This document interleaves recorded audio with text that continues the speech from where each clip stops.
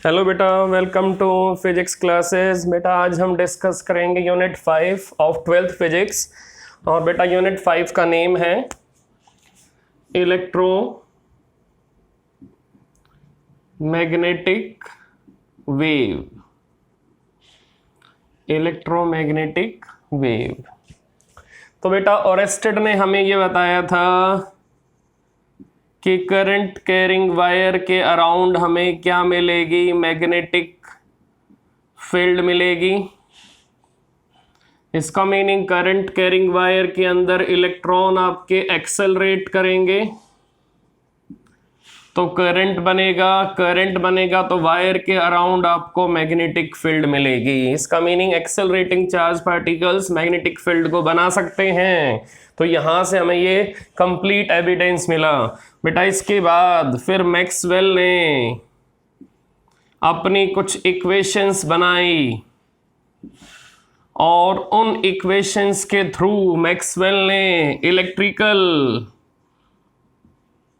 और magnetic interaction को study किया। इन दोनों इंटरेक्शंस को मैक्सवेल ने स्टडी किया बाय यूजिंग मल्टीपल इक्वेशंस। तो बेटा लास्ट वीडियो लेक्चर में मैंने आपको मैक्सवेल की मल्टीपल इक्वेशंस बताई थी, तो आप लास्ट वीडियो लेक्चर बेटा वहां प्रॉपर वे से चेक कर सकते हो। कहां पर बेटा? आपको YouTube पे मेरा चैनल मिलेगा और उस चैनल के अंदर आप लास्ट वीडियो लेक्चर को प्रॉपर वे से एनालाइज कर सकते हो। प्रॉपर वे से आप वहां पर अपनी अंडरस्टैंडिंग बना सकते हो। तो मैक्सवेल इक्वेशंस के अंदर हमें इलेक्ट्रिकल इंटरेक्शंस भी मिलेंगी और मैग्नेटिक इंटरेक्शंस भी मिलेंगी। तो फिर बेटा मैक्सवेल ने जो एक्सपेरिमेंट किए जिनके बेस पर उसने इन इक्वेशंस को बनाया, तो बेटा उसमें से एक एक्सपेरिमेंट था जिसके अंदर वेरिएबल इलेक्ट्रिक फील्ड आपकी मैग्नेटिक फील्ड को प्रोड्यूस कर रही थी। वेरिएबल इलेक्ट्रिक फील्ड आपकी मैग्नेटिक फील्ड को प्रोड्यूस कर रही थी। और फिर इसके बाद हमें फैराडेज लॉज ऑफ ईएमआई का फिर इसके बाद फैराडेज लॉज ऑफ ईएमआई का आइडिया आया। और क्या आइडिया है बेटा हमारे माइंड में कि फैराडे ने ये बताया था कि अगर मैक्सवेल के एक्सपेरिमेंट में variable electric field magnetic field बना रही है, तो फैराडेज लॉज ऑफ ईएमआई में हमें ये एविडेंस मिलेगा कि variable magnetic field lines electric field को इंड्यूस करेंगी, इलेक्ट्रिक फील्ड को प्रोड्यूस करेंगी। तो बेटा अब इलेक्ट्रोमैग्नेटिक वेव का मीनिंग है जिसके अंदर बेटा दो टाइप की फील्ड होंगी। एक तो इलेक्ट्रिक फील्ड होगी और एक मैग्नेटिक फील्ड होगी। एक इलेक्ट्रिक फील्ड होगी और एक मैग्नेटिक फील्ड होगी। तो बेटा अब यहाँ पर हमें ये कंप्लीट आइडिया मिल रहा है कि अगर एक फील्ड आपकी चेंज होगी तो दूसरी फील्ड आपकी प्रोड्यूस होगी। तो एक फील्ड में अगर कोई चेंज आएगा तो बेटा दूसरी फील्ड आपकी प्रोड्यूस होगी।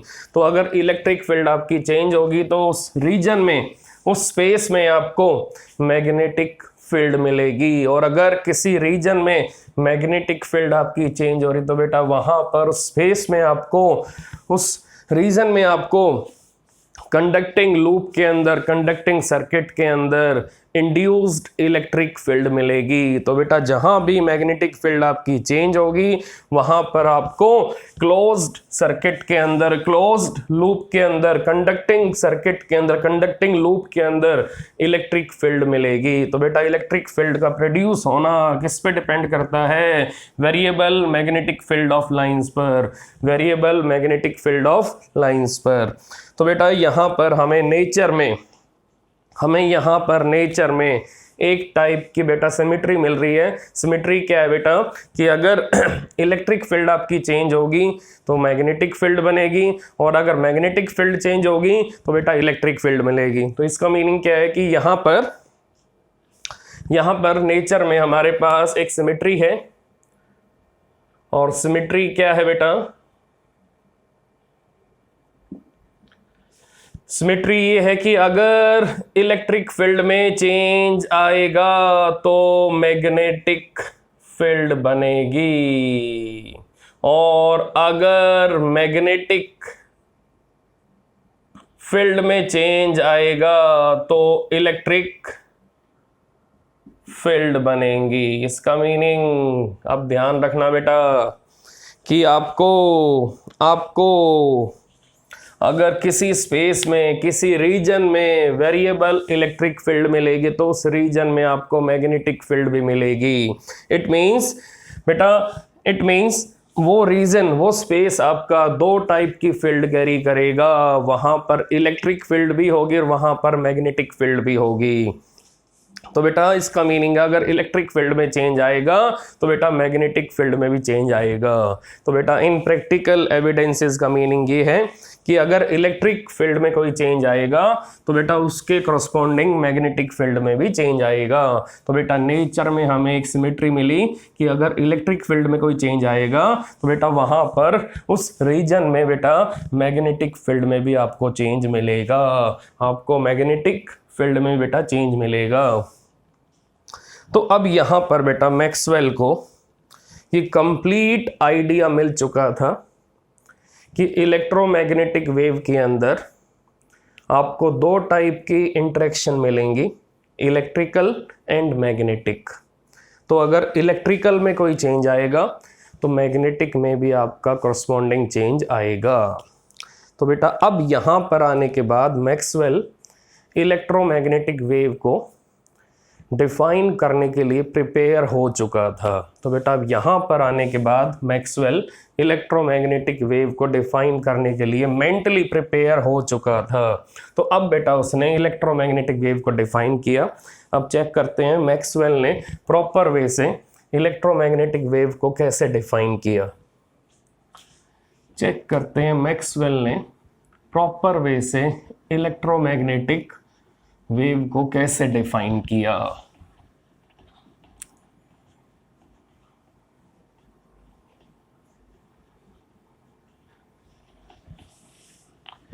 तो डिफाइन कैसे किया अभी लिखते हैं,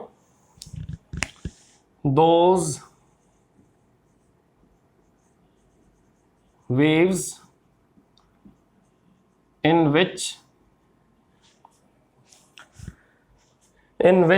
there is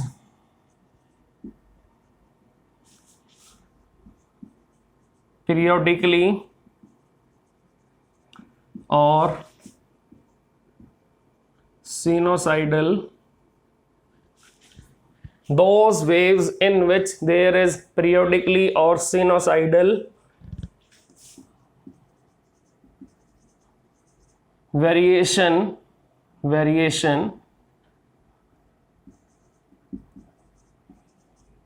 in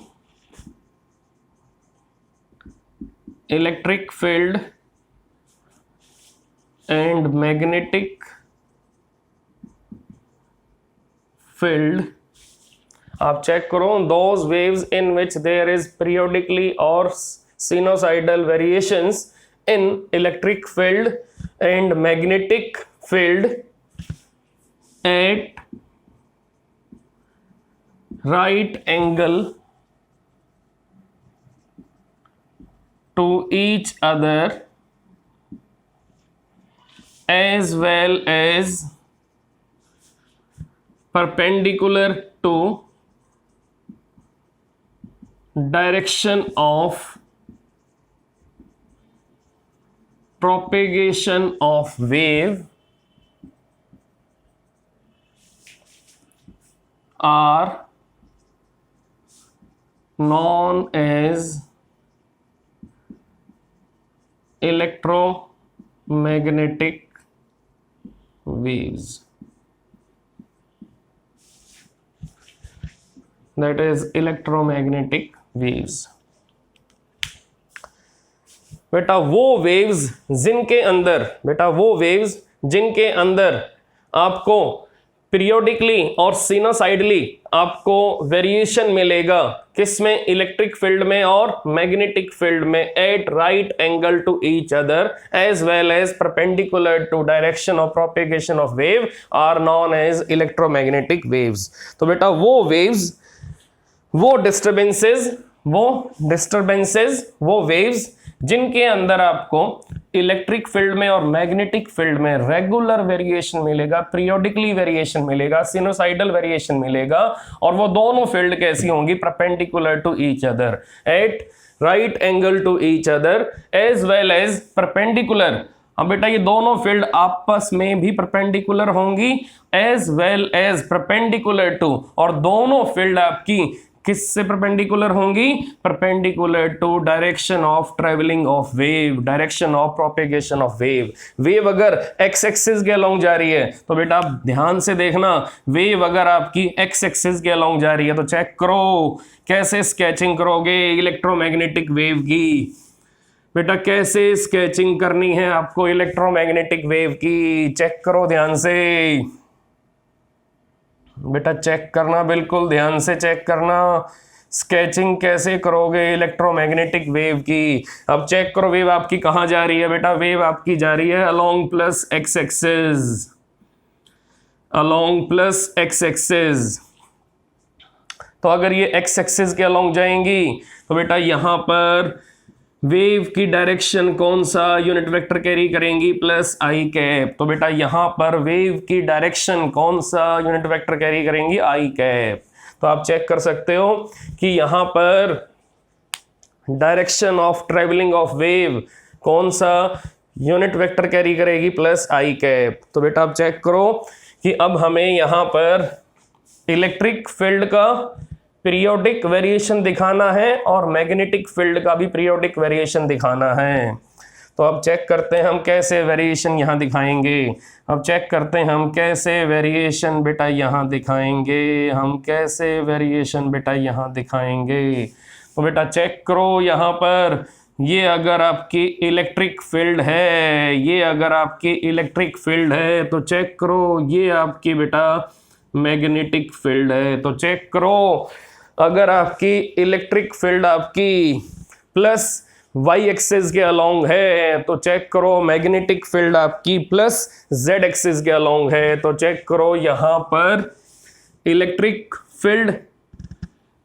field vibrations, electric field का जो वेरिएशन है बेटा वो किसके अलोंग है? That is plus J cap, that is plus J cap. अब यहाँ चेक करो यहाँ पर मैग्नेटिक फील्ड की बोलो बेटा डायरेक्शन किसके अलोंग है? प्लस के कैप।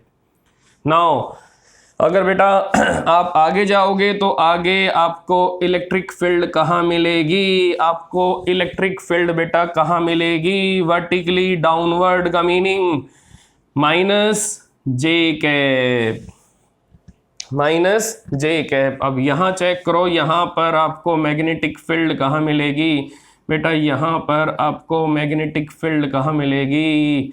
दैट इज माइनस के कैप। तो आप चेक कर सकते हो बेटा, आप चेक कर सकते हो यहाँ पर इलेक्ट्रिक फील्ड आपका, यहाँ पर इलेक्ट्रिक फील्ड वेक्टर आपका ऑसिलेट कर रहा है अबाउट मीन पोजीशन। ये अगर मीन पोजीशन है, ये जीरो, ये ओरिजिन है, ये अगर जीरो, अगर ये ओरिजिन है तो बेटा इस ओरिजिन के अबाउट, इस मीन पोजीशन के अबाउट अगर इलेक्ट्रिक फील्ड वेक्टर आपका अप एंड डाउन जा रहा है तो बेटा चेक करो जब ऊपर जाएगा इलेक्ट्रिक फील्ड वेक्टर आपका तो डायरेक्शन कैरी करेगा प्लस जे कैप। अब अगर इलेक्ट्रिक फील्ड वेक्टर आपका नीचे आएगा तो डायरेक्शन कैरी करेगा माइनस जे कैप। तो आप चेक कर सकते हो कि यहाँ पर इलेक्ट्रिक फील्ड आपका ऑसिलेट कर रहा है, यहाँ पर इलेक्ट्रिक फील्ड आपका ऑसिलेट कर रहा है, और यहाँ चेक करो यहाँ पर मैग्नेटिक फील्ड आपका ऑसिलेट कर रहा है। और बेटा ये दोनों ऑसिलेशंस म्यूचुअली परपेंडिकुलर हैं, ये दोनों ऑसिलेशंस बेटा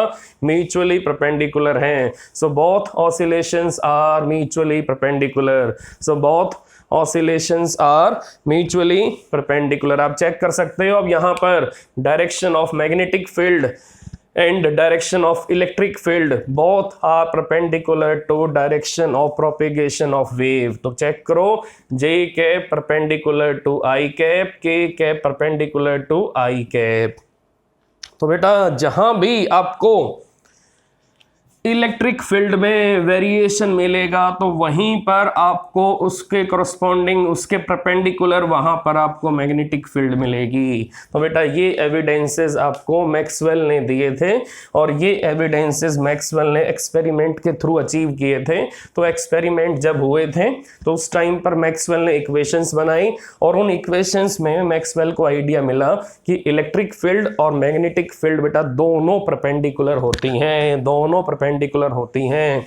आप चेक कर सकते हो, जब फैराडे ने एक्सपेरिमेंट किया था इंड्यूस्ड करंट का, तो आप चेक कर सकते हो बेटा, जब फैराडे ने एक्सपेरिमेंट किया था इंड्यूस्ड करंट का, तो इस टाइप से मैग्नेट को मोशन में रखा था टूवर्ड्स द कंडक्टिंग लूप और away from the conducting loop. तो बेटा यहाँ जो ईएमएफ इंड्यूस्ड हुई थी, तो यहाँ जो ईएमएफ बेटा इंड्यूस हुई थी वो ईएमएफ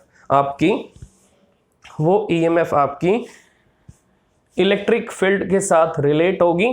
तो ईएमएफ जो होगी बेटा यहाँ पर वो एक डेफिनेट पोटेंशियल डिफरेंस होगा और आपको मालूम है कि पोटेंशियल डिफरेंस आपका line integral of electric field के इक्वल होता है। तो बेटा ये मैक्सवेल की इक्वेशन में आपको मालूम चलेगा कि जब मैग्नेट किसी कंडक्टिंग लूप के पास में आएगा तो उस कंडक्टिंग लूप में जो इंड्यूस्ड ईएमएफ बनेगी वो इंड्यूस्ड ईएमएफ बेटा एक टाइप का डिफरेंस इन पोटेंशियल होता है और डिफरेंस इन पोटेंशियल किसके इक्वल होता है, that is line integral of electric field. तो बेटा ईएमएफ के आने से यहाँ पर मैक्सवेल को एविडेंस मिला, यहां पर मैक्सवेल को फैराडे के एक्सपेरिमेंट के थ्रू एविडेंस मिला कि यहां पर इलेक्ट्रिक फील्ड प्रोड्यूस हुई है, किसकी वजह से, मैग्नेटिक फील्ड ऑफ लाइंस के चेंज होने से।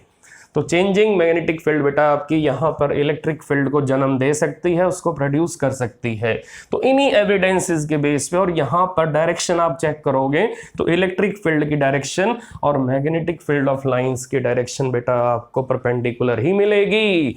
तो बेटा ये सारे एविडेंसेस हमें ये बताएंगे कि इलेक्ट्रोमैग्नेटिक वेव के अंदर इलेक्ट्रिक फील्ड भी होगी और मैग्नेटिक फील्ड भी होगी, दोनों म्यूचुअल परपेंडिकुलर होंगी और दोनों direction of motion of wave के साथ एंगल हमेशा 90 डिग्री ही बनाएंगी। तो बेटा अब यहाँ पर हम इलेक्ट्रिक फील्ड की और मैग्नेटिक फील्ड की बेटा इक्वेशन ऑफ वेव बना सकते हैं। तो आप चेक कर लो कि यहाँ पर इलेक्ट्रिक फील्ड के अंदर अगर पीरियोडिक वेरिएशन है, यहाँ पर मैग्नेटिक फील्ड के अंदर अगर पीरियोडिक वेरिएशन है, तो बेटा इलेक्ट्रिक फील्ड आपकी सिंपल हार्मोनिक मोशन को फॉलो करेगी और मैग्नेटिक फील्ड भी बेटा आपकी सिंपल हार्मोनिक मोशन को फॉलो करेगी। तो बेटा अगर ये दोनों सिंपल हार्मोनिक मोशन को फॉलो कर रहे हैं, अगर इनका ऑसिलेटरी मोशन एक ही लाइन में है, आप चेक कर सकते हो कि इलेक्ट्रिक फील्ड आपकी एक ही लाइन में कभी ऊपर जा रही है कभी नीचे आ रही है। तो अगर ऑसिलेटरी मोशन आपका फिक्स होगा एक ही लाइन के ऊपर तो बेटा वो ऑसिलेटरी मोशन आपका सिंपल हार्मोनिक मोशन हो जाएगा। तो बेटा अब चेक करो हम यहाँ पर इलेक्ट्रिक फील्ड की सिंपल हार्मोनिक मोशन में इक्वेशन कैसे बनाएंगे, हम इलेक्ट्रिक फील्ड की यहाँ पर सिंपल हार्मोनिक मोशन के थ्रू इक्वेशन कैसे बनाएंगे। तो अब हम इलेक्ट्रिक फील्ड की बेटा इक्वेशन लिखने वाले हैं।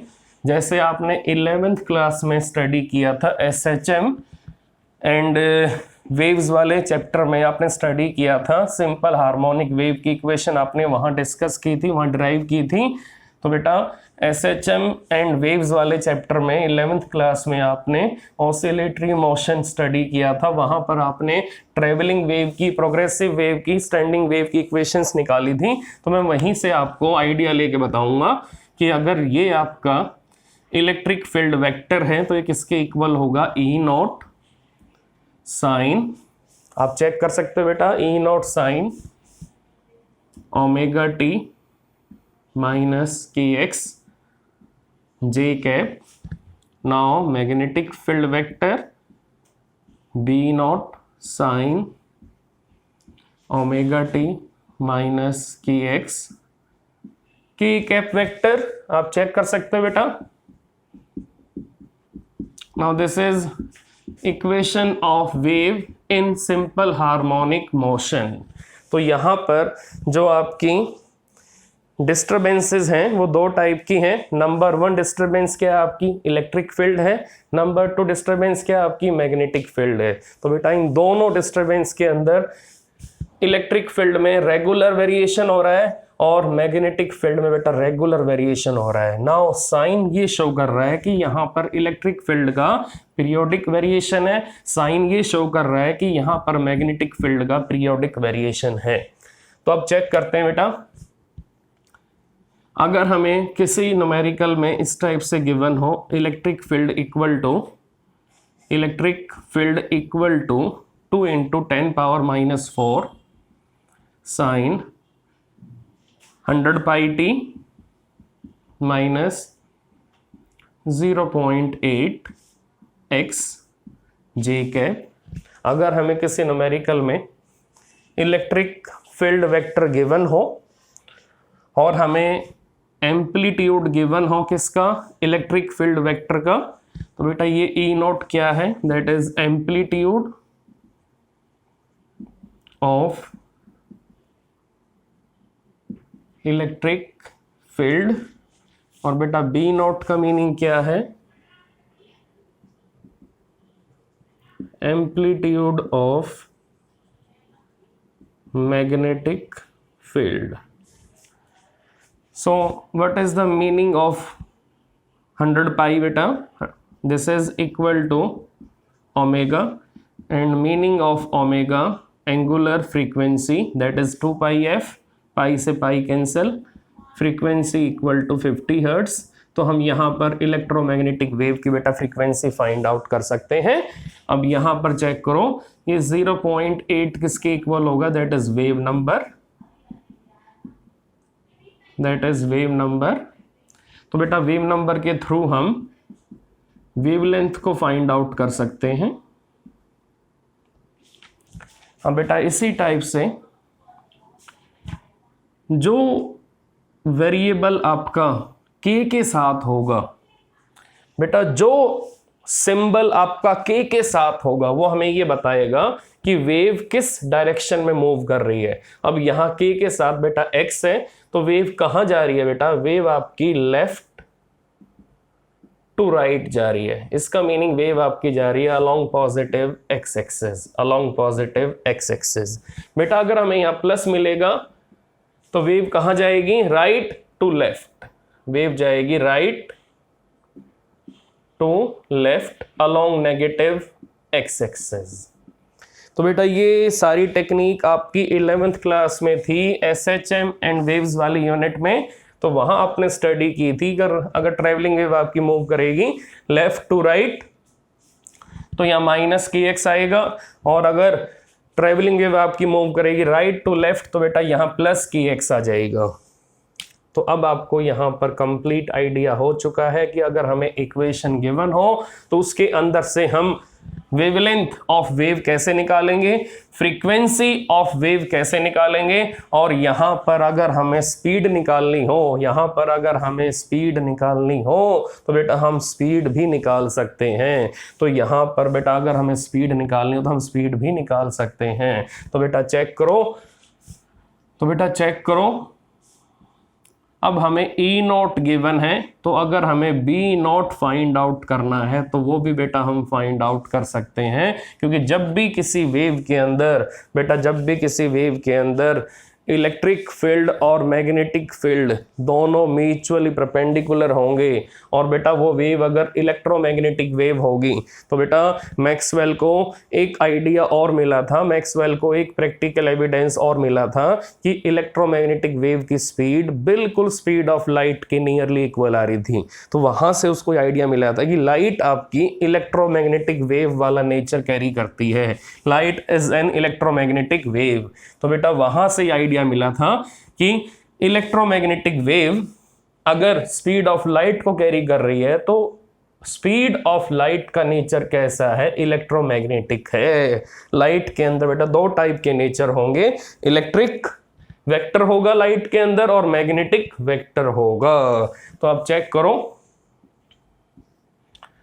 अब चेक करो यहां पर E naught upon B naught किसके इक्वल होगा। तो बेटा चेक करो यहां पर, चेक करो बेटा यहां पर E naught upon B naught किसके इक्वल होगा, that is speed of light, that is speed of light. तो ये बेटा आपको नोट करना है फॉर्मूला कि amplitude of electric field upon amplitude of magnetic field equal to speed of light, equal to speed of light. तो अगर हमें E नॉट गिवन है तो हम अब हम इजीली B नॉट को फाइंड आउट कर सकते हैं। तो बेटा ये टेक्निक आप ध्यान रखना, ये फॉर्मूला आप ध्यान रखना कि E naught upon B naught equal to C, E naught upon B naught equal to C, that is speed of light, that is speed of light. तो बेटा आपको यहां से फ्रीक्वेंसी मिल चुकी है, आपको यहां पर वेवलेंथ भी मिल चुकी है। तो बेटा अब यहां पर अगर आपको बी नॉट फाइंड आउट करना है तो उसके लिए सिंपल फार्मूला है E naught upon B naught equal to speed of light. बेटा ये फार्मूला कैसे मिला, जब इन दोनों फील्ड में बेटा सिमेट्री होगी, जब इन दोनों फील्ड में बेटा सिमेट्री होगी तो दोनों फील्ड के जो फोर्सेज होंगे बेटा वो फोर्सेज आपके सिमेट्रिकल हो जाएंगे। तो जब दोनों फील्ड के बेटा फोर्सेज इक्वेट होंगे तो वहां से हमें ये सिमेट्री मिलेगी, E naught upon B naught equal to C, E naught upon B naught equal to C. तो बेटा अब ये हमें आइडिया मिला कि accelerated charge particles can produce electric field as well as magnetic field. तो बेटा कहीं भी कोई भी चार्ज पार्टिकल अगर ऑसिलेटरी मोशन में होगा, अगर उसका एक्सेलरेशन नॉन जीरो होगा तो बेटा वो चार्ज पार्टिकल अपने अराउंड इलेक्ट्रिक फील्ड भी बनाएगा और अपने अराउंड मैग्नेटिक फील्ड भी बनाएगा। अब आपको मालूम होना चाहिए बेटा कि अगर हमारे पास कोई ऑसिलेटर है, अगर उस ऑसिलेटर के अंदर इलेक्ट्रिकल एनर्जी बार बार ऑसिलेट कर रही है तो बेटा इलेक्ट्रिकल एनर्जी के अंदर चार्जेस होते हैं। अगर चार्जेस आपके बार बार ऑसिलेट करेंगे तो अगर चार्जेस आपके ऑसिलेट करेंगे तो बेटा बार बार वहां पर इलेक्ट्रिकल एनर्जी में चेंज आएगा, बार बार वहां पर इलेक्ट्रिक फील्ड में चेंज आएगा। तो बेटा अगर इलेक्ट्रिक फील्ड में चेंज आएगा तो बेटा वहां पर उस रीजन में, उस स्पेस में आपको मैग्नेटिक फील्ड मिलना स्टार्ट हो जाएगी। तो बेटा जहां भी इलेक्ट्रिकल एनर्जी में चेंजेस आएंगे, जहां पर भी चार्जेस का motion non zero acceleration carry करेगा, वहीं पर आपको इलेक्ट्रिक फील्ड के साथ साथ मैग्नेटिक फील्ड भी मिलेगी, इलेक्ट्रिक फील्ड के साथ साथ मैग्नेटिक फील्ड भी मिलेगी। तो ये आपको नोट करना है कि whenever charges are in motion with non-zero acceleration then they can produce electric field as well as magnetic field, electric field as well as magnetic field। तो बेटा ये आपको मालूम होना चाहिए प्रॉपर वे से। तो अब इसी टाइप से अगर इलेक्ट्रॉन आपका न्यूक्लियस के अराउंड एक फिक्स ऑर्बिट में मूव करेगा तो बेटा वो एक्सेलरेट तो कर रहा है, इलेक्ट्रॉन एक्सेलरेट तो कर रहा है due to centripetal force, due to Coulomb force of interaction. जब इलेक्ट्रॉन आपका न्यूक्लियस के अराउंड रिवॉल्व करेगा तो न्यूक्लियस उसको बार बार अपनी तरफ अट्रैक्ट करेगी। तो बेटा इलेक्ट्रॉन पर फोर्स कहाँ लग रहा है, टूवर्ड्स सेंटर ऑफ न्यूक्लियस। तो बेटा वो फोर्स किस नेम से होगा, वो सेंट्रीपिटल फोर्स होगा। अब बेटा वो सेंट्रीपिटल फोर्स बार बार इलेक्ट्रॉन पर कौन सा एक्सेलरेशन लगाएगा, सेंट्रीपिटल एक्सेलरेशन लगाएगा। बट बेटा वो इलेक्ट्रॉन एक स्टेशनरी ऑर्बिट में, फिक्स ऑर्बिट में अगर रिवॉल्व कर रहा है तो बेटा उसके पास एक्सेलरेशन तो है, बट उस एक्सेलरेशन की जो वैल्यू है बेटा वो फिक्स है। उस एक्सेलरेशन की वैल्यू कैसे है बेटा, वो फिक्स है। तो बेटा वहां पर आप चेक करना, वहां पर जो उसको एक्सेलरेशन मिलेगा वो टूवर्ड्स सेंटर मिलेगा और वो एक्सेलरेशन इलेक्ट्रॉन की डायरेक्शन को बार बार चेंज करेगा, वो एक्सेलरेशन इलेक्ट्रॉन की वेलोसिटी को चेंज करेगा, उसकी डायरेक्शन को चेंज करेगा। बट बेटा इलेक्ट्रॉन की जो स्पीड है वो वहां पर रेगुलर ही रहेगी, इलेक्ट्रॉन की स्पीड में कोई चेंज नहीं आएगा। बट अगर इलेक्ट्रॉन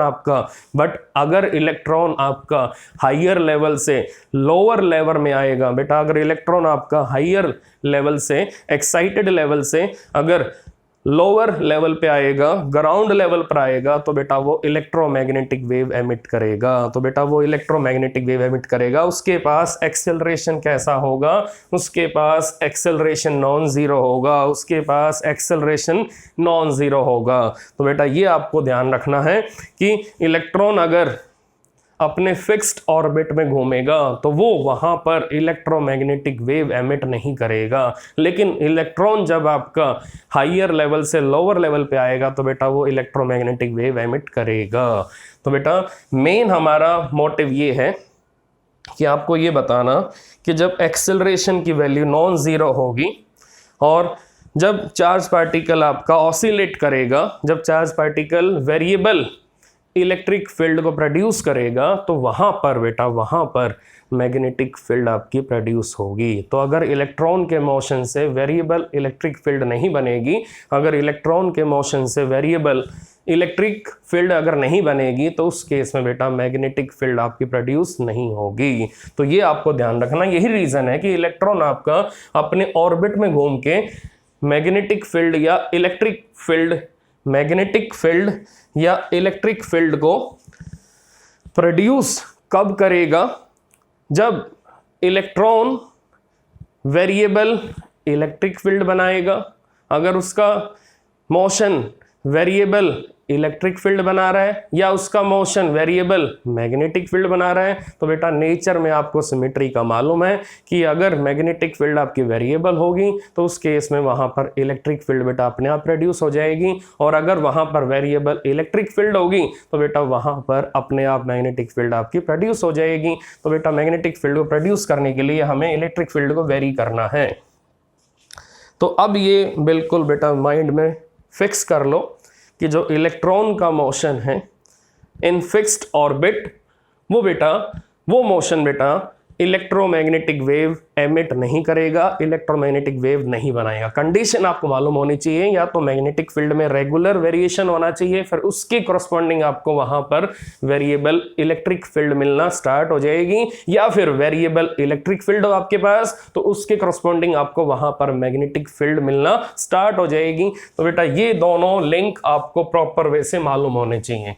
तो बेटा अब चेक करते हैं transverse nature of electromagnetic wave. तो बेटा आप चेक करते हैं ट्रांसवर्स नेचर ऑफ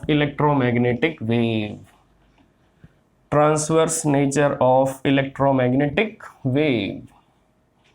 हमें ये प्रूव करना है कि इलेक्ट्रोमैग्नेटिक वेव के अंदर जो दो टाइप के वाइब्रेशंस हैं, इलेक्ट्रिक और मैग्नेटिक, ये बेटा डायरेक्शन ऑफ प्रोपेगेशन के साथ परपेंडिकुलर हैं। तो बेटा ट्रांसवर्स वेव कौन सी होती है? हमें प्रूव करना है कि इलेक्ट्रोमैग्नेटिक वेव का ट्रांसवर्स नेचर है। बेटा वो वेव जिसके अंदर वाइब्रेशंस और वेरिएशंस किसके अंदर? इलेक्ट्रिक फील्ड में और मैग्नेटिक फील्ड में। जिस वेव के अंदर वाइब्रेशंस किसके अंदर? इलेक्ट्रिक फील्ड में और मैग्नेटिक फील्ड में परपेंडिकुलर होंगे, किसके साथ? Perpendicular to direction of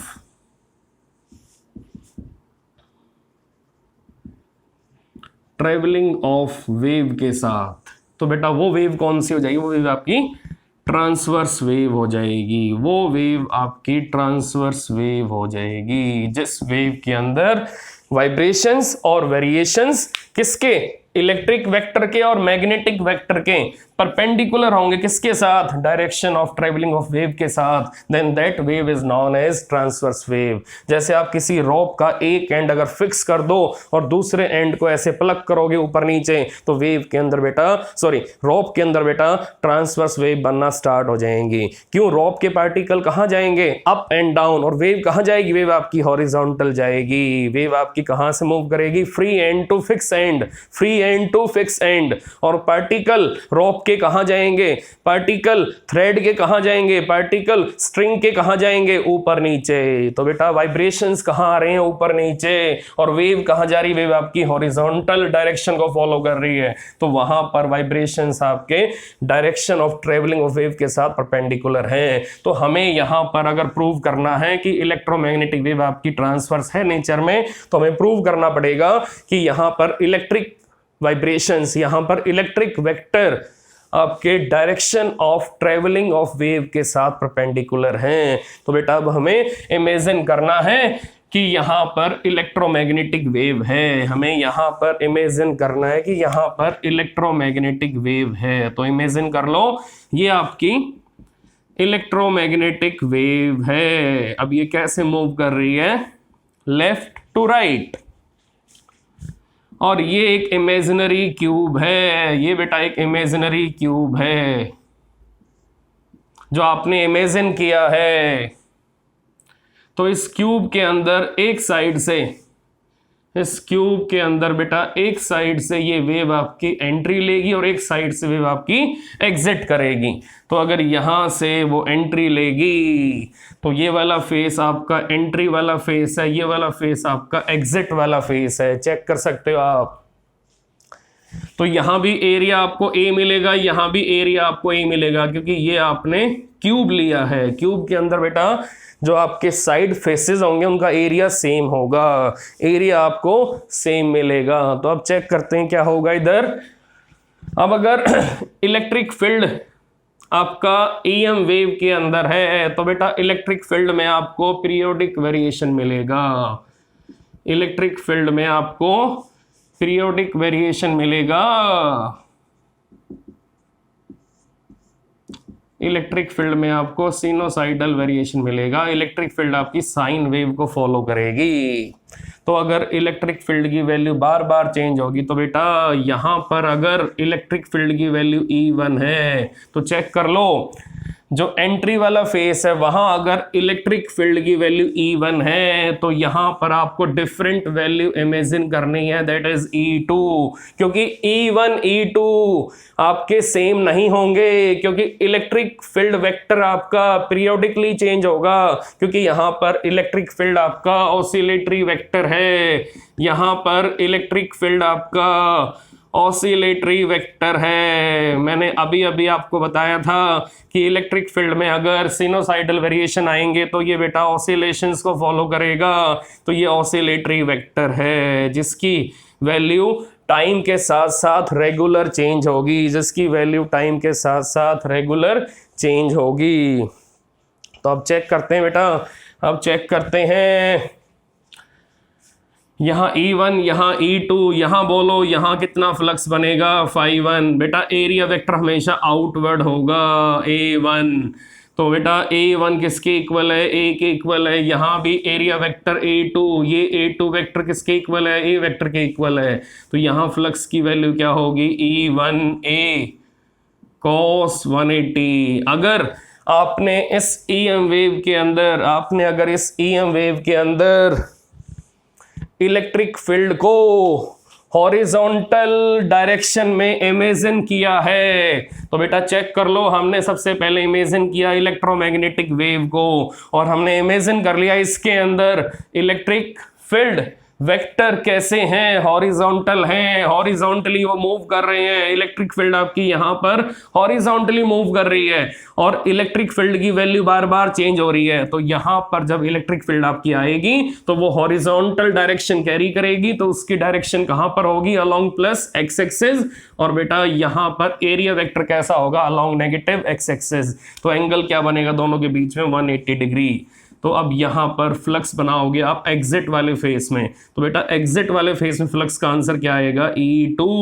E2 का मीनिंग हॉरिजॉन्टली, E2 यहां से बाहर निकलेगी और एरिया वेक्टर भी आपका यहां से बाहर ही निकल रहा है। तो बेटा E2A cos 0 डिग्री। तो बेटा हमने ये इमेजिन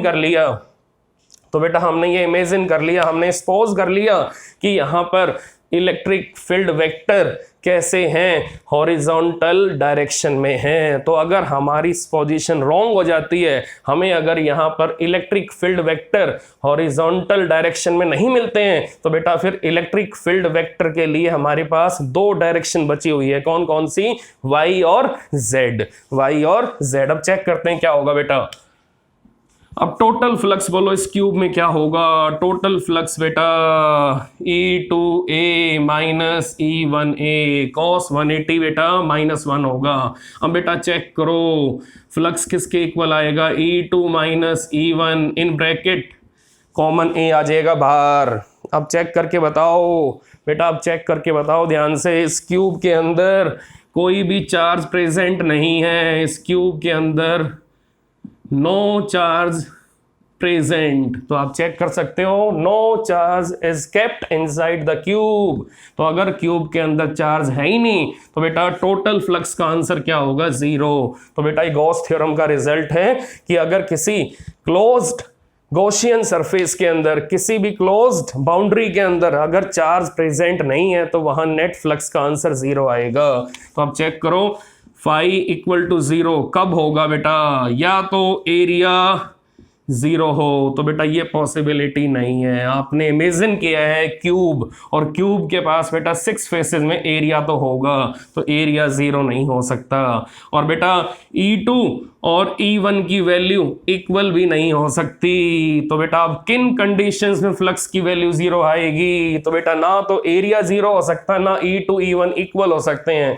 तो बेटा एक ही कंडीशन है कि along x axis, along horizontal direction, अगर आपकी पोजीशन रॉन्ग हो जाए, अगर अलोंग हॉरिजॉन्टल डायरेक्शन आपकी पोजीशन अगर रॉन्ग हो जाए, अगर E1 हॉरिजॉन्टल डायरेक्शन में प्रेजेंट ही ना हो, E2 आपका हॉरिजॉन्टल डायरेक्शन में अगर प्रेजेंट ही ना हो, तो बेटा फ्लक्स की वैल्यू 0 हो सकती है। तो बेटा इन कंडीशंस में फ्लक्स की वैल्यू 0 हो सकती है। तो आपको मालूम होना चाहिए बेटा कि आपने स्टार्टिंग में सपोज किया था, इमेजिन किया था कि electric field variations, electric field vector आपका हॉरिजॉन्टल डायरेक्शन को फॉलो कर रहा है। बट अगर हमें ये प्रूव करना है कि फ्लक्स यहाँ 0 है, तो उसके लिए हमें यहाँ पर हॉरिजॉन्टल डायरेक्शन में इलेक्ट्रिक फील्ड वेक्टर को बेटा मिस करना पड़ेगा।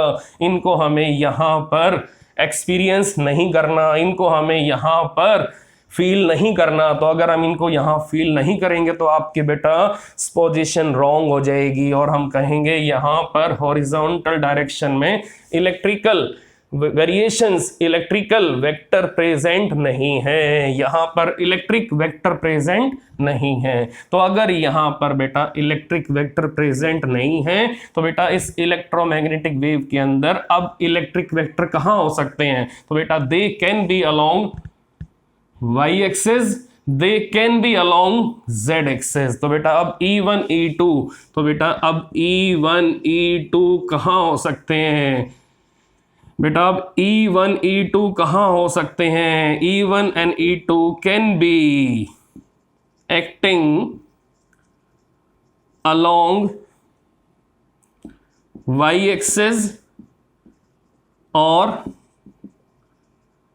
z axis. तो बेटा ये आपको एविडेंस मिला कि अब यहाँ पर E1 E2 कहाँ हो सकते हैं, या तो y के अलोंग हो सकते हैं या z के अलोंग हो सकते हैं। तो बेटा ये आपका प्राइम एविडेंस है कि अब यहाँ पर E1 E2 कहाँ हो सकते हैं, या तो y या z। अब चेक करो वेव आपकी कहाँ मूव कर रही है बेटा, वेव आपकी जा रही है along positive x axis, from left to right, from left to right. तो बेटा अब यहां चेक करो, अगर वेव आपकी जा रही है लेफ्ट टू राइट, तो अगर इसके अंदर E1 E2 कैसे होंगे, या तो y के अलोंग होंगे या फिर z के अलोंग होंगे। तो चेक करो कि अगर E1 E2 आपका y के अलोंग है, z के अलोंग है, तो E1 और E2 ये दोनों बेटा x एक्सिस के साथ एंगल कैसा बनाएंगे, 90 degree, perpendicular to direction of motion of wave, motion of wave. अब बेटा ये कंडीशन किसकी है, जब किसी वेव के अंदर बेटा वाइब्रेशंस, जब किसी वेव के अंदर बेटा वेरिएशंस परपेंडिकुलर होंगे direction of propagation of wave के साथ, तो बेटा उस केस में उस वेव का नेम क्या होगा, दैट इज ट्रांसवर्स वेव। तो बेटा हमारी जब पोजीशन यहाँ रॉन्ग हो जाएगी तो हमें फिर E1 E2 को कहाँ एज्यूम करना है, अलोंग y अलोंग z, और वेव आपकी जा रही है हॉरिजॉन्टल डायरेक्शन में। तो वेव अगर हॉरिजॉन्टल डायरेक्शन में जा रही है तो इसका मीनिंग ये है बेटा कि यहाँ पर E1 E2 हमेशा हॉरिजॉन्टल डायरेक्शन के साथ परपेंडिकुलर होंगे। तो बेटा E1 E2 must be perpendicular